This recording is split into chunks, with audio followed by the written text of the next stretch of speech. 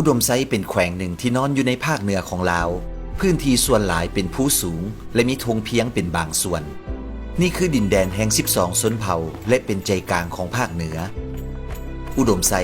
เป็นแขวงที่มีความสวยงามทางธรรมชาติและมีแหล่งท่องเที่ยวที่มีชื่อเสียงอีกแห่งหนึ่งในประเทศลาวซึ่งได้ดึงดูดผู้คนจากหลายที่หลายแห่งมายังดินแดนแห่งนี้อย่างบ่ขาดสายนอกจากความงดงามทางธรรมชาติแล้วมนต์เสน่ห์ของวิถีชีวิตผู้คนในขงเขตนี้ก็งดงามและน่าค้นหาบ่น้อยไปกว่าที่อื่น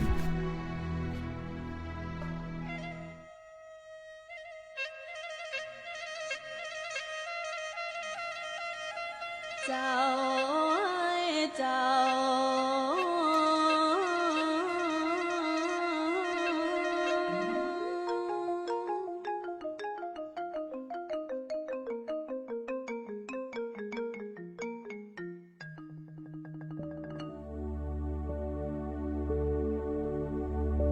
ในเขตเจ้ยภูเรียบตามแม่น้ำแบงคือที่อยู่ของสาวไตลือ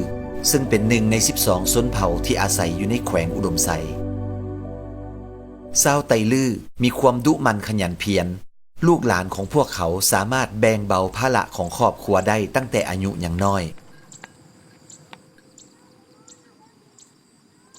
พวกเขามีสีไม้ลายมือทั้งด้านการยิบทักปักแซว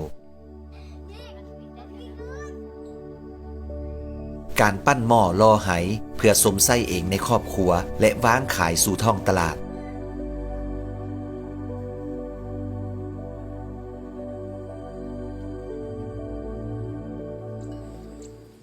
ไหนาหัวสวนของพวกเขาก็กว้างยาวสุดสายตาตั้งแต่ตะเวนเริ่มส่องแสงพวกเขาต่างพร้อมเพียงเฮี้ยงหน้ากันคาดไถปักดำอย่างขยันขันแข็งนี่เป็นสิ่งที่สะท้อนให้เห็นถึงมูลเสื่อความดุมันขยันเพียรของพี่น้องชาวลือได้เป็นอย่างดี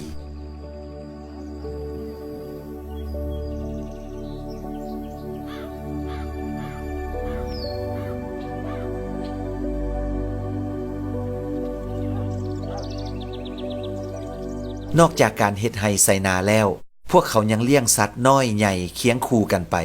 ทั้งเป็ดไก่งัวควายและอื่นๆเพื่อเป็นการสร้างเศรษฐกิจครอบครัวอย่างพอเพียง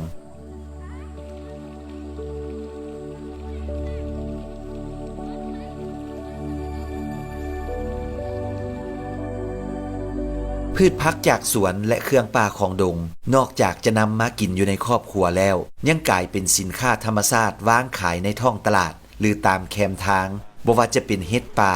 สาลีทั่วดินพืชพักหมากไม้ตามฤดูกาลและอื่นๆเป็นอีกหนึ่งช่องทางในการสร้างรายได้ให้กับประชาชนในขงเขตนี้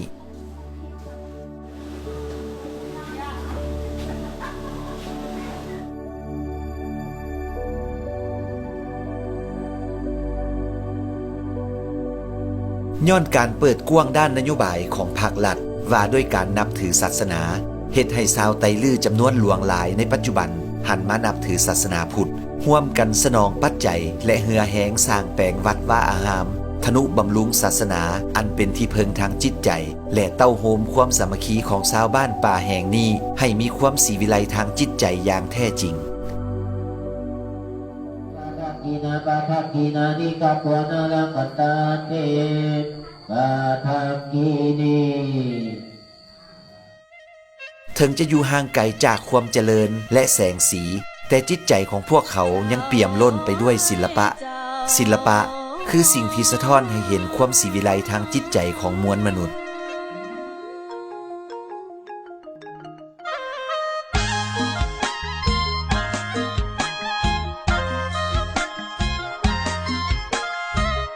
เสียงขับลืออันเป็นเอกลักษณ์คือทวงทำนองที่ขับกล่อมท้องถิ่นนี้มาอย่างยาวนาน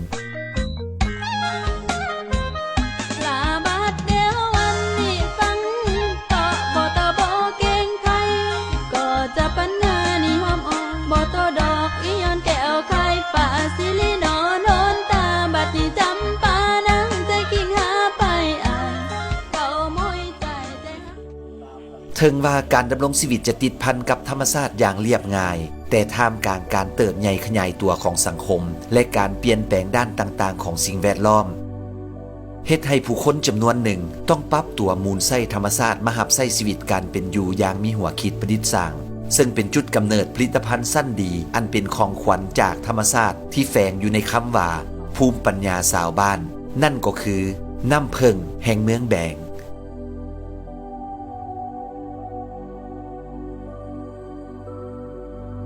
จากเกสรดอกไม้หวานสู่น้ำผึ้งราคาแพงปรุงแต่งเป็นอาหารเพื่อสุขภาพและผลิตภัณฑ์เพื่อความงามนี่คือภูมิปัญญาอันโดดเด่นอีกอย่างหนึ่งของพี่น้องชาวไตลื้อในโขงเขตนี้แต่ในเส้นทางการผลิตน้ำผึ้งก่อนจะได้แต่ละหยาดนั่นบ่ง่ายหรือหอมหวานคือกันกับรสชาติของพวกมัน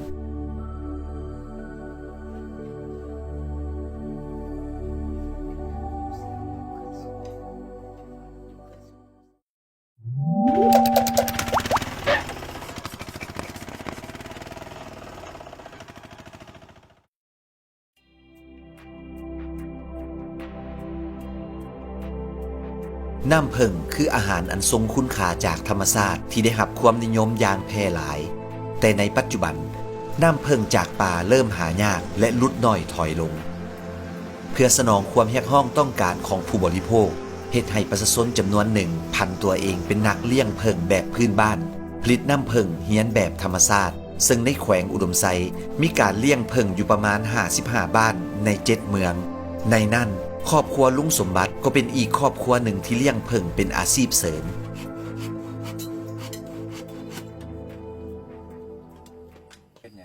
เจกี้เนี่ยก็เป็นพนักงานนั่นแหละเนาะเป็นสังกัดหลักอยู่เมืองแบงนี้เป็นอดีตคณะประจำภาคเมืองแบงนี้บำนาญมาครับบำนาญอยู่บ้านอันนี้มาเฮ็ดอันนี้เพราะมันก็เหมาะกับอันนั้นเด้เหมาะกับเวียกคนเท่าเด้ลุงสมบัติพนักงานบำนาญที่เคยเข้าร่วมการปฏิวัติตั้งแต่ปี1967หลังจากรับใช้ชาติเป็นเวลากว่า40ปีเพิ่นก็ผันตัวเองสู่การเฮ็ดกสิกรรมในบั้นปลายของชีวิตและการเลี้ยงผึ้งก็เป็นอีกอาชีพหนึ่งที่ลุงสมบัติเลือก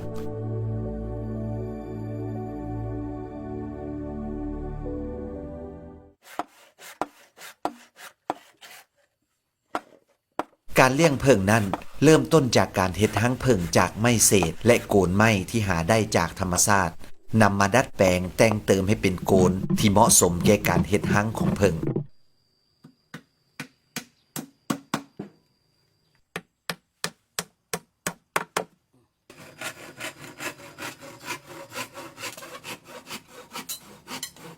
เลิกเรียนตอนแรกเนาะมาก็ไปกับไกด์ถ้ายังมีเวลามาสวยหรือว่าวันอาทิตย์วันเสาร์กันเมื่อว่าให้มันแน่นให้มันแข็งดีเมื่อเจาะและอัดโกนเป็นที่เรียบร้อยแล้วในแต่ละจุดเสื่อมต่อของโกนผึ้งจะถูกจิกด้วยขี้งัวที่ผสมกับขี้เถ้าให้แน่นดีขี้งัวนี่ปนกับขี้เถ้านำมาจิกให้มันแน่นให้มันเจ็บท่านเอาขี้งัวไว้สดอันนี้นะเพราะขี้งัวมันเป็นหญ้าแล้วซะคันหึ่งไปแล้วนะมันจะแห้งเมื่อแห้งมันก็เป็นฝุ่นไปปิ้วมันบ่ติดมันบ่อยู่นี่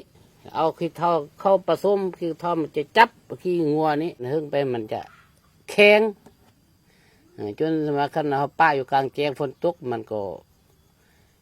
นานมันจะเปื่อยมันซะ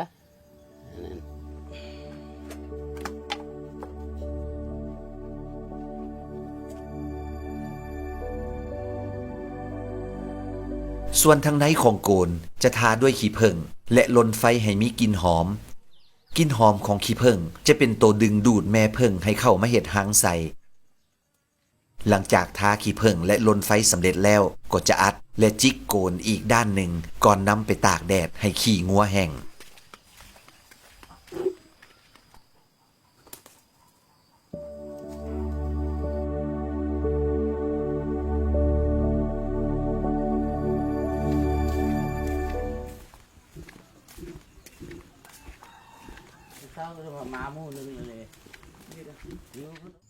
เมื่อโกนผึ้งแห้งได้ทีแล้วก็ถึงขั้นตอนการล่อผึ้งด้วยการนำโกนไปวางตามหัวให้ปลายนาบอนที่มีต้นไม้ใหญ่หรือบอนที่เคยวางแล้วมีผึ้งเข้ามาเฮ็ดหังในขั้งก่อน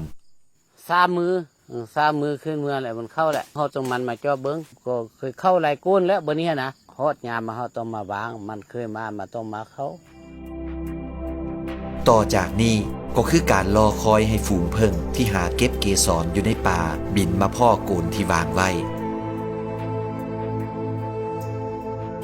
เมื่อมีผึ้งมาเข้าโกนแล้วพวกเขาก็จะกลับมาเก็บเอาโกนผึ้งไปรักษาไว้อยู่เฮือน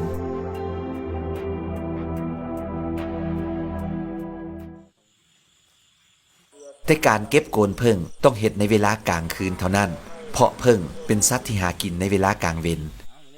เมื่อตกค่ำผึ้งงานทุกโตรวมถึงนางพญาของพวกมันก็จะเข้านอนในโกนการเก็บผึ้งในยามกลางคืนจึงเป็นเวลาที่ปลอดภัยและจะได้ผึ้งหลายที่สุด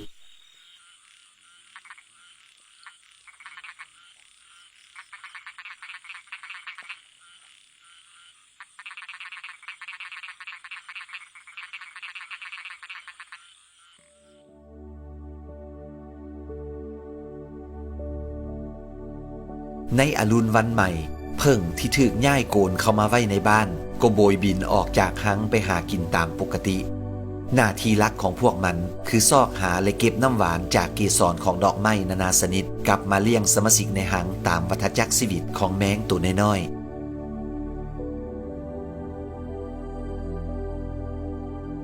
น้ำผึ้งอันหอมหวานก็คงเป็นเส้นเดียวกันกับความหักของลุงสมบัติและป้าแก้วตอนที่ยังเป็นหนุ่มเป็นสาว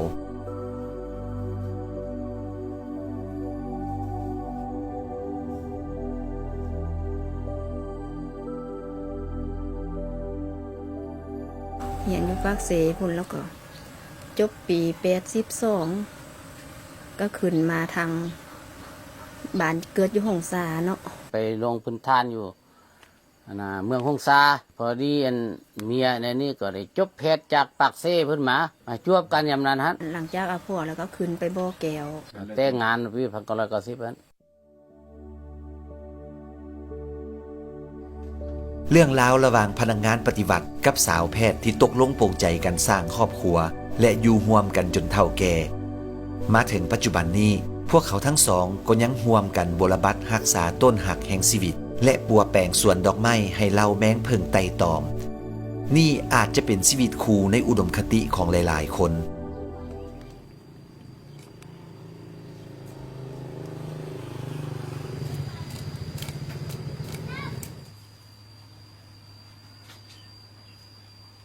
ระยะเวลาต่อจากนี้เวียกงานอันสำคัญก็คือการบรบัดรักษาหังผึ้งให้อยู่รอดปลอดภัยจนถึงฤดูเก็บหังผึ้งนั่นคือระยะเดือนมีนาหาเดือนพฤษภาของแต่ละปีเพราะระยะนี้น้ำผึ้งจะหอมหวานที่สุดอันเป็นที่มาของคำเว้าที่ว่าหวานปานน้ำผึ้งเดือนห้า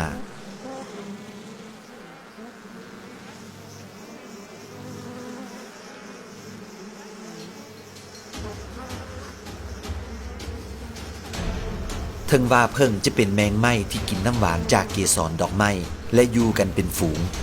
แต่พวกมันก็มีศัตรูทางธรรมชาติที่หลีกเลี่ยงบ่ได้โดยเฉพาะตัวต่อแม่ต่อหัวเสือคือนักล่าผึ้งที่ห้ายกาจพวกมันจะทำลายหังผึ้งและกินนางผึ้งแต่ถ้าเข้าหังบ่ได้พวกมันก็จะจับผึ้งงานที่บ่ทันระวังตัวเป็นอาหารแทนนี่คือกฎเกณฑ์ต้องโซอาหารของธรรมชาติตัวที่ชนะก็จะได้อาหารกับหังตัวที่พ่ายแพ้ก็ต้องสังเวยด้วยชีวิต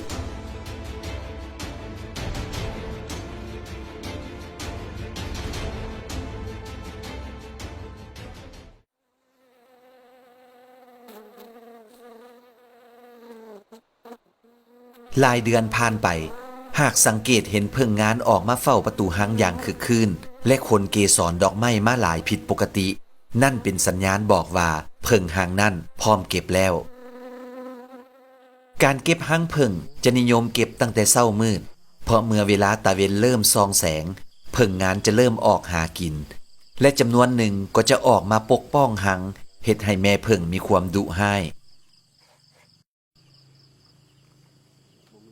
ใส่ใบตองอัดหูของหังพวกมันไว้แล้วเอาโกนไม้ที่เตรียมมาไว้แทนบอนโกนเก่าทันทีเพราะเมื่อผึ้งถูกจกเอาหังผึ้งแล้วพวกมันจะถูกปล่อยเป็นอิสระตามสัญชาตญาณพวกมันจะบินกลับมาหาหังที่เคยอยู่วิธีนี้จะเฮ็ดให้บ่เสียพวกมันไปและเป็นการขยายหังไปในตัว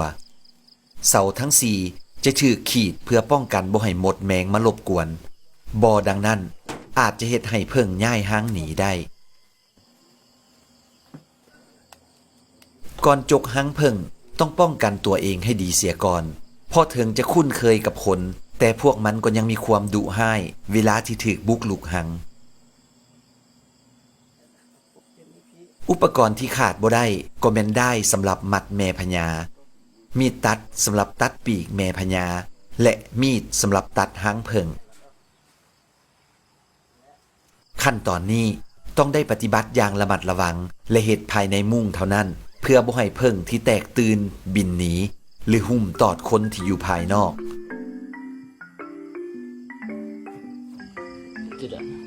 โบซึ่งมีโคนอยู่ไหมนะมีโคนปิด คาดระยะมั้ยมือเพิ่น เอามันบุกคาดออก เอากองจับกองล่ะเอามีดคุดแม่มันเลยพวกเขาเก็บหางเพิ่งเทือละหน่อยอย่างใจเย็นในท่ามกลางความวุ่นวายของฝูงเพิ่งที่กำลังแตกตื่น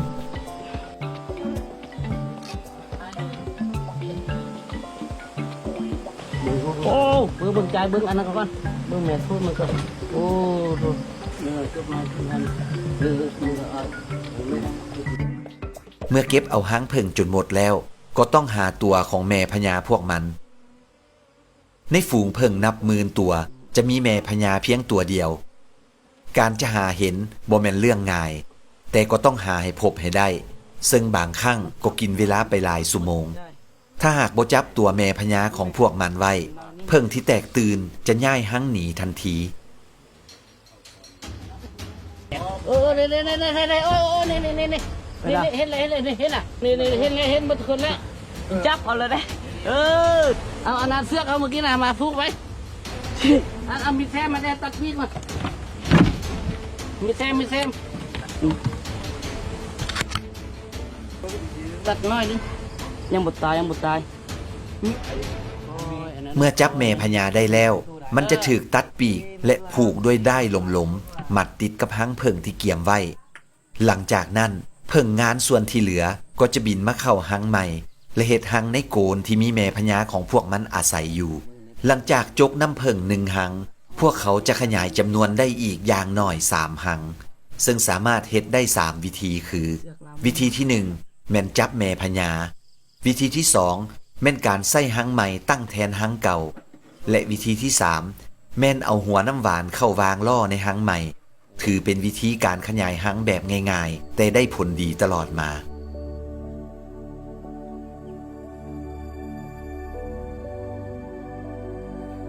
ส่วนหางน้ำผึ้งที่ได้มาแม่นสามารถสั่งขายกิโลด้วยราคากิโลละ80,000 กีบ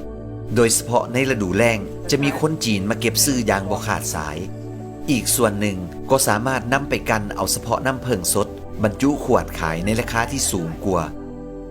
น้ำผึ้งของเมืองแบงแม้นจะบ่นิยมบีบหรือคั่นเอาน้ำแต่พวกเขาจะใช้วิธีแขวนไว้ให้น้ำผึ้งหยาดลงเองซึ่งจะได้น้ำผึ้งที่บริสุทธิ์และมีคุณภาพดีกว่า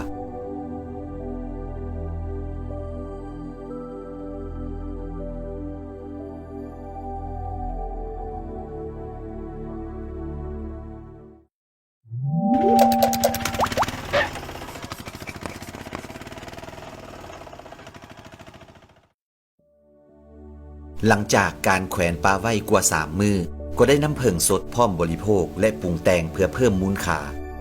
นอกจากการเลี้ยงผึ้งแล้วชาวบ้านของเขตนี้พวกเขายังสามารถแปรรูปน้ำผึ้งให้กลายเป็นผลิตภัณฑ์เพื่อความงามในนั้นแมนสบู่น้ำผึ้งถือเป็นภูมิปัญญาชาวบ้านที่สามารถเพิ่มมูลค่าให้กับน้ำผึ้งธรรมดาให้มีราคาที่สูงขึ้นไปอีกตามบทเรียนที่ว่าเฮาได้ไปทัศนะไปเห็นอยู่เชียงใหม่เนาะประเทศไทยนะแล้วอาจารย์เพิ่นบอกว่าท่านเฮาใส่อันน้ำผึ้งลายเนาะ1แล้วออกสีงาม2แล้วเพิ่มความหอม3แล้วมันสุ่มซื่นผิวนุ่มส่วนผสมง่ายๆมีเพียง3อย่างคือหัวเสื้อสบู่น้ำสะอาดและน้ำผึ้งสดๆนำเอา3อย่างนี้มาผสมเข้ากันในอุณหภูมิที่พอดี มันก็จะกลายเป็นเนื้อเดียวกัน เวลาเฮาต้มนี่ ก่อนจะนำมาเทลงในแม่พิมพ์ แล้วปะไว้ให้แห้งก็จะได้สบู่น้ำผึ้งที่หอมและน่าใส่ สมีพัดลมเปิดไซก็มันก็แข็งไว้อยู่บอกเปลี่ยนคนอื่นดูก็เฮาอยากเฮ็ดเฮาอยากสร้าง ที่สำคัญเป็นสบู่ที่ปลอดสารพิษเพราะใส่สารสกัดจากธรรมชาติเป็นหลัก นั่นก็คือน้ำผึ้งแท้กลายเป็นหนึ่งผลิตภัณฑ์สินค้าที่สร้างรายรับแก่ประชาชนหลายบ้านในเขตเมืองแบงแขวงอุดมไซ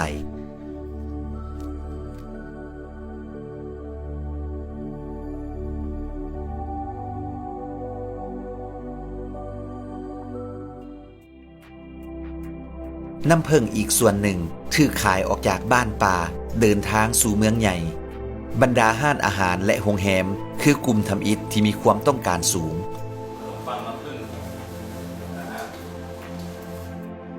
ย้อนรสชาติที่หอมหวานจากธรรมชาติของน้ำผึ้งเฮ็ดให้สามารถนำไปเป็นส่วนประกอบของอาหารและเครื่องดื่มได้หลายเยืองหนึ่งในนั้นแม่นขนมปังน้ำผึ้ง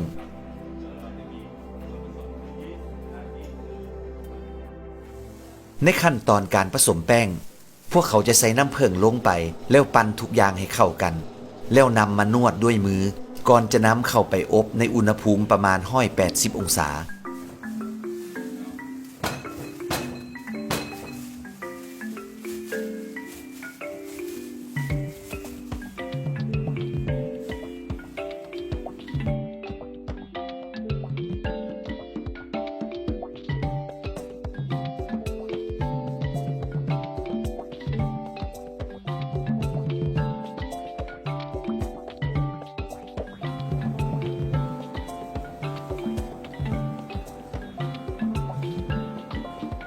จากขนมปังอบธรรมดาก็กลายเป็นขนมปังน้ำผึ้งที่มีกลิ่นหอมและหวานด้วยรสชาติจากธรรมชาติเสิร์ฟพร้อมน้ำผึ้งสดๆจากเมืองแบงกลายเป็นเมนูที่ได้รับความนิยมสมชอบในกลุ่มคนหักสุขภาพ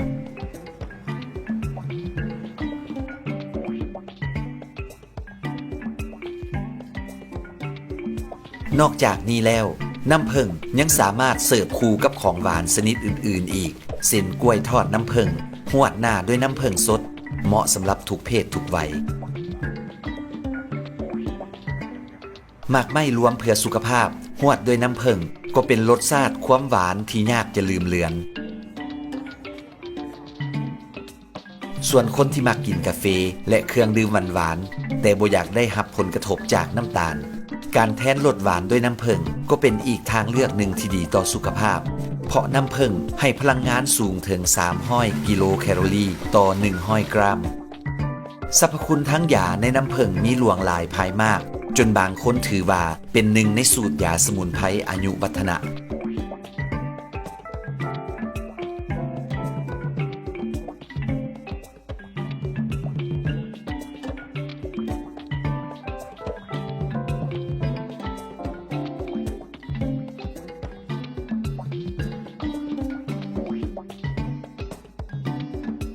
น้ำผึ้งคือผลผลิตจากน้ำหวานดอกไม้ธรรมชาติที่เพิ่งงานนำมาผ่านขั้นตอนการเปลี่ยนแปลงทางกายภาพแล้วสะสมไว้ในหังเพื่อเลี้ยงตัวอ่อนมันจึงอุดมไปด้วยวิตามินหลายชนิดและรวมไปถึงแร่ธาตุต่างๆที่เป็นประโยชน์แก่ร่างกายเช่นโพแทสเซียมฟอสฟอรัสแคลเซียมแมกนีเซียมและอื่นๆน้ำผึ้งจึงเป็นที่นิยมและต้องการอย่างกว้างขวางในปัจจุบันและน้ำผึ้งยังสามารถไปแปรรูปเป็นผลิตภัณฑ์ราคาสูงได้อีกหลายอย่างนี่เป็นสิ่งที่สะท้อนให้เห็นความมีหัวคิดประดิษฐ์สร้างของชาวบ้านป่าที่มูลไส้ธรรมชาติมาหับไส้ชีวิตการเป็นอยู่อย่างเฉลียวฉลาดโดยบ่ได้ไปทำลายตัวตนของธรรมชาตินี่แม่นเรื่องราวชีวิตน้อยๆของผึ้งและคนเลี้ยงผึ้งจากเกสรดอกไม้หวานสู่อาหารเพื่อสุขภาพและความงามหังน้ำผึ้งคั้งสางแห่งภูมิปัญญา